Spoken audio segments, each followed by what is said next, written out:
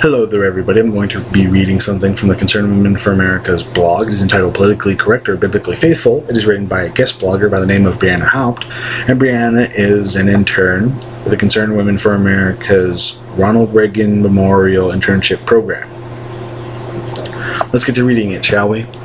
The deaths on September 11th, 2012 permeated the media and news headlines. People were shocked and appalled that of all days, the day we remember the biggest assault on American soil, American embassies were attacked, our flag was burned, and Americans were killed. But do the attacks and deaths really surprise anyone? Haven't we seen this coming? Well, if you look at the tumultuous nature of the Middle East right now, no, it shouldn't really surprise anybody that we got attacked. The attack on Egypt, where the American flag was burned, I do believe, was spontaneous, but the one in Benghazi in Libya was planned. And if you really think about it, logically, wouldn't that day be the perfect day to attack the United States again? Because we would be mourning the dead that died in 2001. That would be the perfect day to instill fear once again and sort of make us panic again.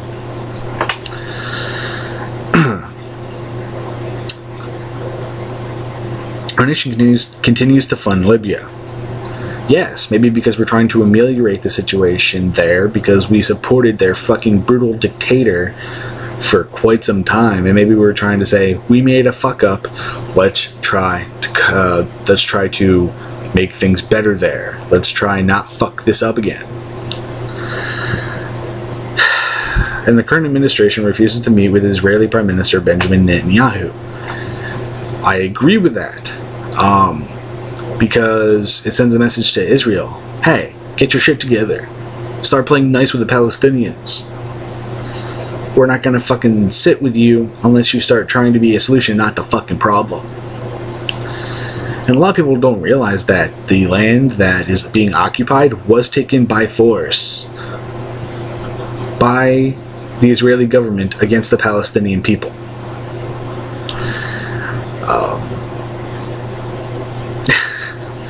I don't know how any plainer I could say that. Our president apologizes for the United States and doesn't believe we are exceptional. Actually, he thinks we're quite exceptional. We just been going through a fucking rough patch for a while. And that we have the potential to be the best nation in the world again.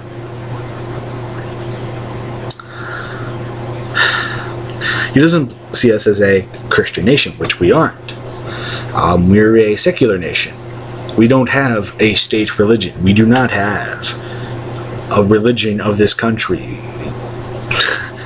We're not like other countries. We are secular. But I guess you fuckers don't like that. The DNC's party platform committee removed references to God, which they should have kept.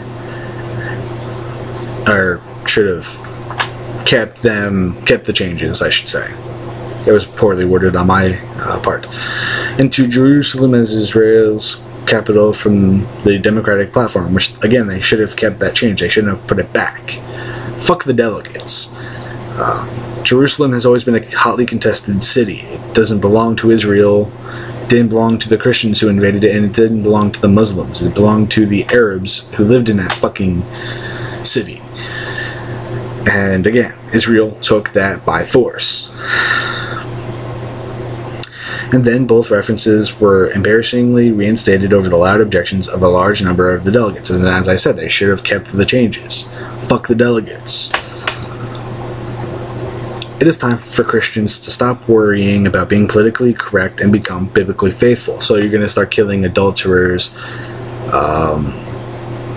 Let's see, what else? Disobedient children. You're going to start stoning them to death. James 4 states that, quote, whosoever therefore will be a friend of the world maketh himself the enemy of God, unquote. Come on, God. If I'm your enemy, come at me, bro.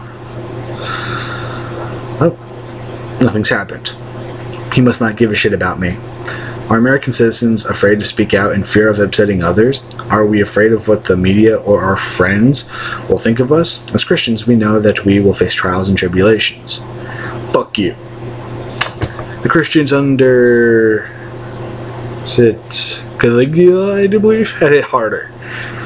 if the stories are to be believed, he crucified people and then lit them on fucking fire. I'm not sure if that was Nero or Caligula, but it was one of the Roman emperors who fucking just crucified Christians and then set them on fire. But we can take heart because he has overcome the world. Doesn't he control the world? So how the fuck does he overcome something that he owns or has control over? Is someone rebelling against him and has rebelled against him and he's now trying to take it back? What the fuck? That makes no sense. It's time for Christians to pray and become active. I'm pretty sure they are active. Christians have been in leadership and at the forefront during pivotal times in our nation's history. The Pilgrims came from England seeking religious refuge. Yes, because they were leaving a brutally fucked up religiously fundamental state, and they were being persecuted, and they didn't want that shit to happen ever again. Our founders included preachers, doctors, judges, and teachers. So doctors, judges, and teachers are all religious, or were religious back in the day? That may be, but doctors now are not very religious, or some of them are religious. Judges shouldn't be religious, and teachers shouldn't be swayed by the religion in court cases. They should be going by the law, not God's law. And teachers are getting shit on right now in our country, so they were all well-read and educated on the issues that came before them. The Great Awakening, the temperance movement, civil rights. You name the movements for good in U.S. history, and they were headed by Christians.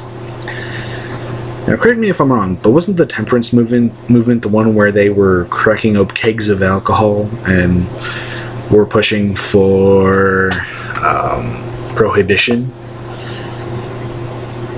I could be wrong, but that doesn't seem like it was that good of a fucking thing. And yeah, sure, a lot of people who were leaders of the civil rights movement were religious. Martin Luther King Jr. was religious. He was a preacher, I do believe. But I'm sure there were a lot of atheists there who weren't religious but were fighting for human rights because they were fighting for human rights and civil rights. And there weren't a lot of open atheists at that time because it was seen as shitty. I mean, at least the blacks believed in God. That was basically their thought process. I mean, you name the movement, for example. I already read that. It is not fun to be mocked, ridiculed, slandered, and or shunned. You don't know what it's like to be shunned. I have to hide the fact that I'm an atheist, or at least not be as active in the community so that way I can get a job. And atheists are slandered all the fucking time. Atheists are ridiculed all the fucking time. Some atheists are mocked. It's not easy, fuck you. But Jesus said, it, quote, "If anyone would come after me, he must deny himself and I take up his cross and follow me. For whoever wants to save his life will lose it, but whoever loses his life for me and for the gospel will save it. What good is it for a man to gain the whole world, yet forfeit his soul? Because the world is a real, tangible fucking thing, and the soul is a nebulous thing at best. Or what can a man give in exchange for his soul?" If you look at the mega preachers, the ones who had like the mega churches, lots of money. "If anyone is ashamed of me and my words in this adulterous and sinful generation, the Son of Man will be ashamed of him when he comes in his Father's glory with the holy angels." Son of Man, and yet God is his Father. Okay. And isn't he supposed to be God anyway? That makes no fucking sense. Each of us must choose to be an enemy of God or an enemy of the world. I choose to be an enemy of God because I want to spread peace throughout the world. I don't want this world to be so fucking chaotic because of religious disputes. You can be religious, but don't be fundamentally religious because that just starts a whole fucking bunch of problems. We cannot serve both masters. This world doesn't have a master. If being a Christian and always doing the right thing were easy, we wouldn't be in the situation we are now. Fuck you. This is just fuck you. We actually probably would be in a worse situation right now if people were biblically faithful. We can make the case that the past 40 to 50 years of changes in values in America came about because Christians were not as biblically faithful as they were called to be. So, are you saying that we should have been biblically faithful back 40, 50 years ago? That we should have kept homosexuality a mental illness? That we should have, let's see, what else? That we should have kept the blacks subjugated? With Jim Crow laws, that we shouldn't have gone for civil rights, that we should have just let everybody rot who wasn't a white, affluent Christian motherfucker? Is that what you're saying? That's what it sounds like you're saying. But today, we face stark choices. Economic, fiscal, and social crises abound. Yes, and God wrote extensively in the Bible how to get oneself out of economic, fiscal, and social downward spirals. Each candidate and party has a position that is, in many important ways, the antithesis of the other. Sadly, too many Americans who hold to Judeo-Christian values are not willing to talk about the economy, unemployment rate, food stamps, Obamacare, debt, or the fact that Moody's is threatening to downgrade us yet again. Do you ever think that those Christians don't want to talk out about this or speak out about this because they don't know the fuck enough about these issues to speak out about it? What are they going to say? Pray to God and everything will go away. I'm pretty sure there have been fucking lots of people praying that shit won't get, that shit will get better, and hasn't gotten better. It's slowly getting better. But if you vote in Romney, Romney's just going to gut every program that Obama put into effect. A lot of people are going to be shit out of luck and jolly well fucked. And the debt will probably be increased because Obama's trying to stop the fucking hemorrhaging of money. And Mitt Romney doesn't give a fuck about hemorrhaging money.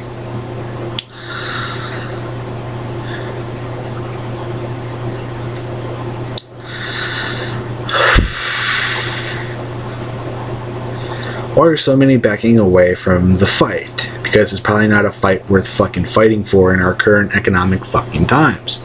People are probably going, maybe we should solve the clusterfuck that our country is in right now, and then we can start bickering over fucking whether or not God exists. We're at the point in our history where our children will look back on and ask us what we were doing. What were we thinking? What did we do that changed the direction? I plan not to have children, but if I do end up having children and they ask me these questions, I would say I was thinking that we should have tried to solve the economic crisis, not pray it the fuck away.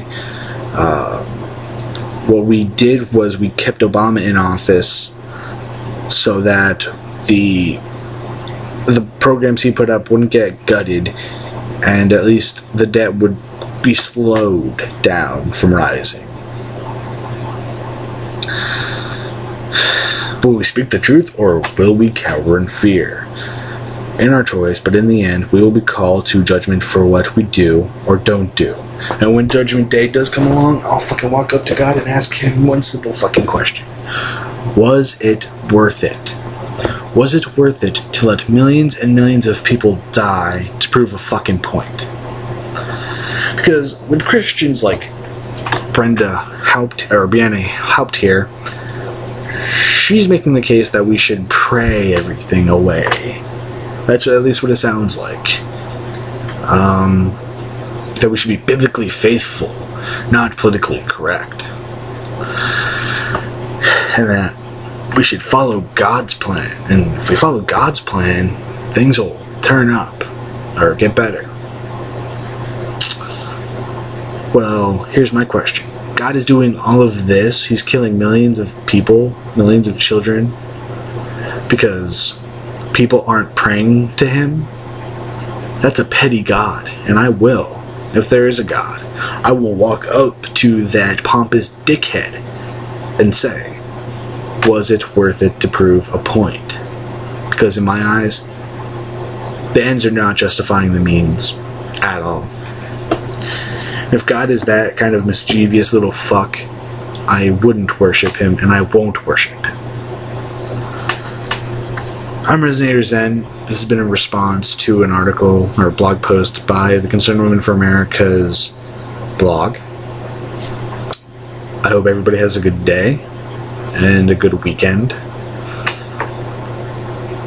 I am, as I said before, I'm RezenatorZen. Peace, love, harmony, and fuck God.